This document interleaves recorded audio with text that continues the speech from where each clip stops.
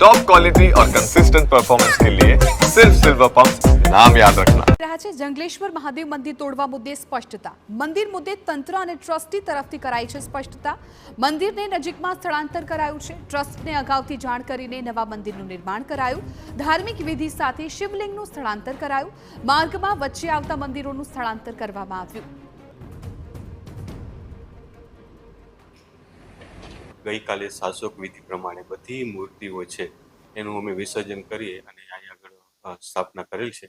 તો આ પવિત્ર શ્રાવણ માસમાં પણ બધા ભાવિકોને આનો લાભ મળે એટલા માટે નહીં અને ગઈકાલે અમે શાસક વિધિ પ્રમાણે કેટલા બધા ભક્તોની હાજરીમાં બધાને લાભ આપી એમનો આહુતિનો લાભ આપી અને શાસક વિધિ પ્રમાણે અમે એનું વિસર્જન કરેલું છે.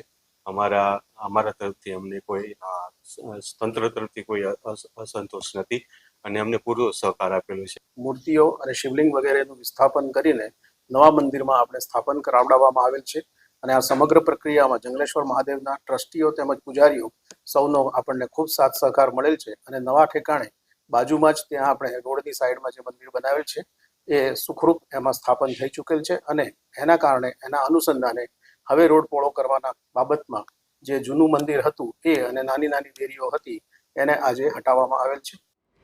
તંત્રે સરકારી જમીન પરથી ગેરકાયદે બાંધકામો દૂર કરવાની કવાયત હાથ ધરી છે. ત્યારે મનપા દ્વારા મેગા ડિમોલેશનની કામગીરી કરવામાં આવી રહી છે. આશરે કરોડોની કિંમતની 100 વીઘા જેટલી સરકારી જગ્યા ખુલ્લી કરવામાં આવી છે.